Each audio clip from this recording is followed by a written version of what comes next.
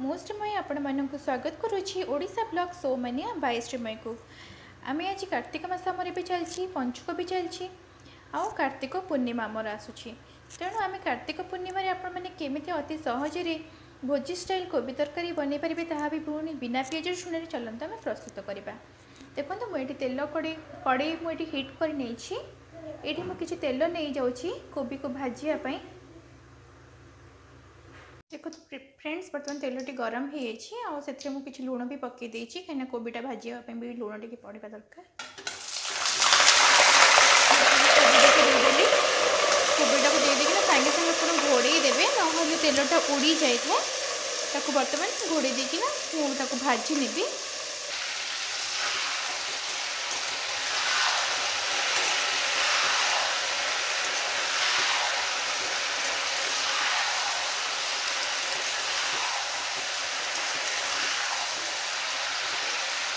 कोबीटा को भलसे भाजी नवा तापर आम तरकारी प्रस्तुत करवा।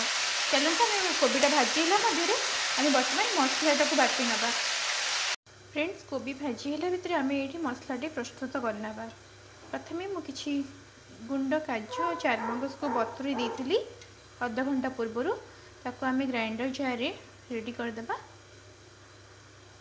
से बतुरिकिना फुली जाइए मु 2 चम्मच गुंड काजू और 2 चम्मच चारमगज नहीं मुझे दे दूची। ये मु 3टी टमाटो काटिकना रखी ये आड कर दूची।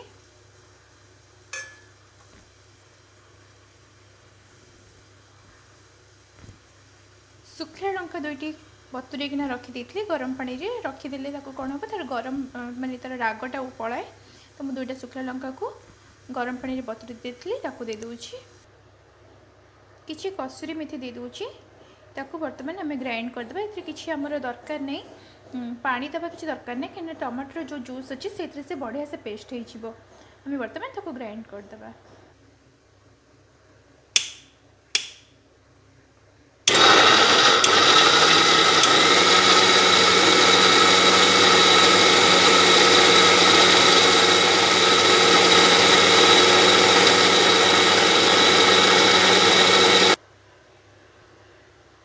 देखो फ्रेंड्स बर्तमान आम मसला रेडी हो जाए स्मूथ पेस्ट हो जाए। देखो बर्तमान आम तरकारी प्रस्तुत करना।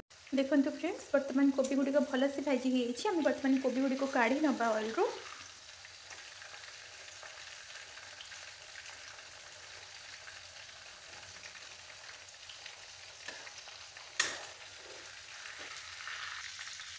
देखो मु बर्तमान कोबी गुड़िक काढ़ी नहीं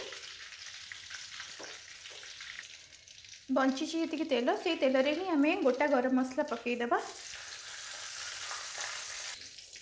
जीरा पकई नवा जीराटा तो कुक हाँ दबा। देखो ये जीराटा भाजी हो जाए भल से 1 स्पून अदा पेस्ट आम देदेबा अदाटा को भल से भाजी नवा। देखो अदाटा भल से कुक हो आम ये मसलाटा आड करना।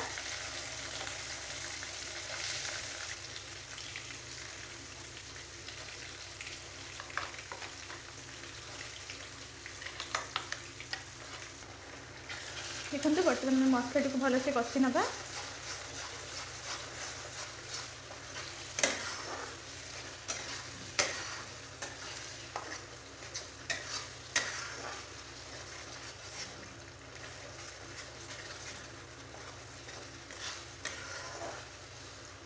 बर्तमान मसला मोर कुक हो आसला साइड ऑयल भी छाड़ा मुझे लुण स्वाद अनुसार आड करने। हलदी गुंड लंका गुंड यहाँ मुझे काश्मीर मिर्च नहीं 1 स्पून नहीं जीरा गुंड हाफ स्पून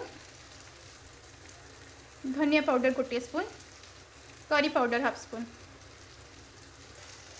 ये सब को बर्तमान भल से मिक्स कर नवा। मिक्स कर कषि हाँ छाड़ीदे मसलाटा जड़ी न जाए से अल्प किसी पानी आड करना कि मसलाटा जड़ी गले तो टेस्ट चेंज हो जाए।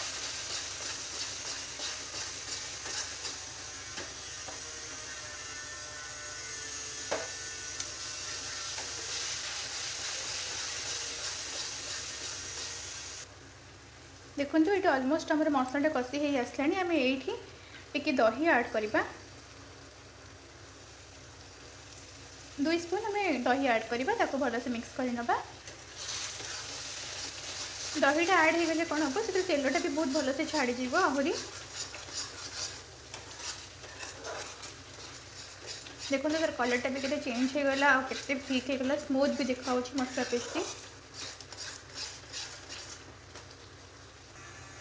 देखो फ्रेंड्स बर्तमान भलसे आम मसलाटा हो जाइए साइड भी केते बढ़िया आम तेलटा छाड़ी नहीं ये आम आलूटा ऐड करनवा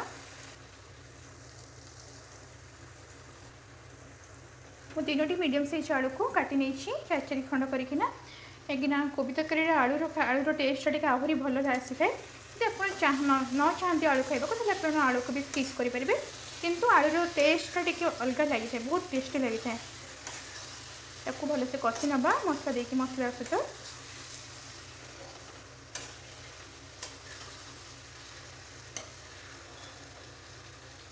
देखो फ्रेंड्स मसलाटी पूरा भलसे कषि हो तेल केमती पूरा अलग हो जाए देख नि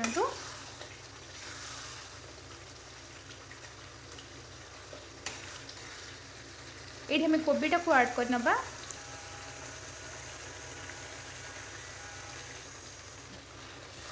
ये भलसे मिक्स करनवा फ्रेंड्स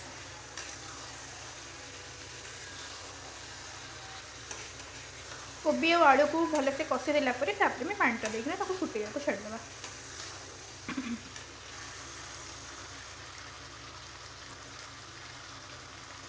देखो कितने सुंदर देखा तरकारी बनी सारा देखिए आहरी कितने सुंदर देखा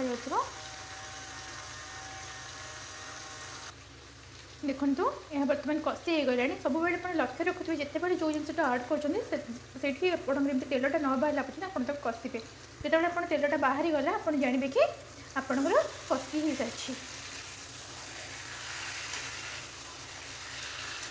देखु भलसे कषि हो जाइए बर्तमान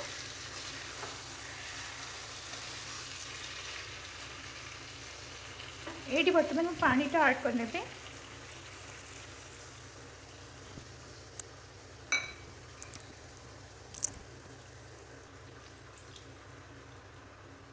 दो बाउल मो पानी ऐड कर भलसे मिक्स कर आलूटे सीझा पर्यंत आम ताको छाड़ीदबा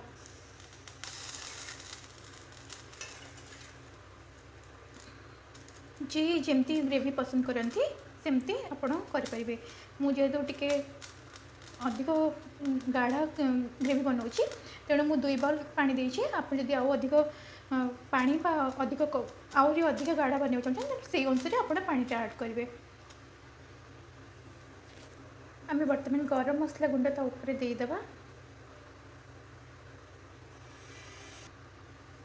किसी कसुरी मेथी भी तादे पकईदेवा मुझे रोस्ट करनी जमती आप नॉर्मल कसुरी मेथी आसे मुझे ही ऐड करी भलसे मिक्स करना आगुरी आम मसलार बाटी नहीं कसुरी मेथी तो कसुरी मेथीर टेस्टा भलसे भितर को जाइए आम ये आउट अल्प पकईदे उपर या बर्तमान सीझापी छाड़ीदे 5 मिनट पर आप देखा आम देखा तरकारी केमी देखा देखते फ्रेंड्स आमर बर्तमान प्रस्तुत हो जाइए कोबी तरकारी ताको बर्तमान आम सर्व करनवा देखा केमती लगुच